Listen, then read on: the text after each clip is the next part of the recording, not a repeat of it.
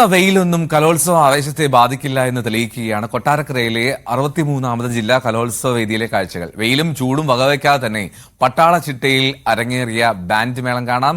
ഈ കാഴ്ചയോടുകൂടി രാവിലെ പൂർണ്ണമാവുകയാണ്. വീണ്ടും നാളെ. നമസ്കാരം.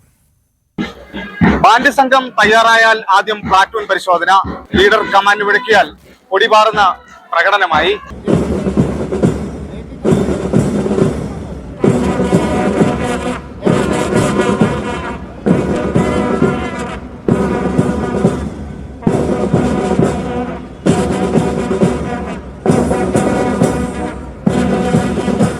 ഇരുപത് മിനിറ്റിൽ 20 പേർ അടിതെറ്റാതെ ചുവട് വയ്ക്കണം.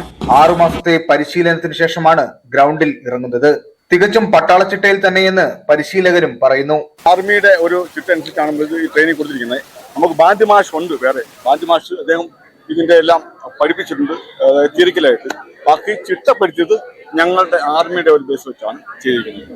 ബാക്കി ഇതിനകത്ത് വേറെ കുട്ടികളെല്ലാം നല്ല രീതിയിൽ മാക്സിമം അവർ ശ്രമിച്ചിട്ടുണ്ട്. 8 ഡ്രമ്മറ്റ്, 4 സൈഡ് ഡ്രം, 2 സർക്കിൾ ബേസ്, ഇങ്ങനെ നീളുന്നു ബാൻഡ് മേളത്തിന്റെ വാദ്യോപകരണങ്ങൾ.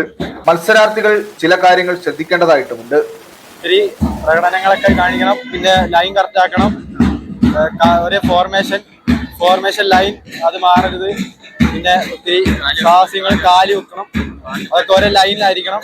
പിന്നെ ഡ്രംസോളോ കയ്യിലുള്ള ഇൻസ്ട്രുമെന്റ് ഒന്നും പോകരുത്, ഡ്രസ്സിന്റെ ഒന്നും ധരിച്ചേക്കൊന്നും പോകരുത്, എല്ലാം കറക്റ്റ് ആയിരിക്കണം.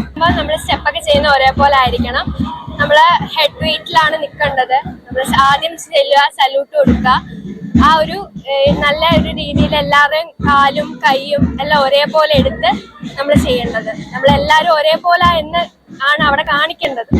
പൊള്ളുന്ന വെയിലത്ത് ബാൻഡ് സംഘം ചൂടുവയ്ക്കുമ്പോൾ ആദ്യത്രയും പരിശീലകർക്കാണ്. പരിശീലനമടക്കം 2 ലക്ഷത്തോളം ഒരു ബാൻഡ് ഗ്രൂപ്പിന് ചെലവരുമെങ്കിലും HS12 ഹയർ സെക്കൻഡറി 1 ഇങ്ങനെയായിരുന്നു മത്സരം.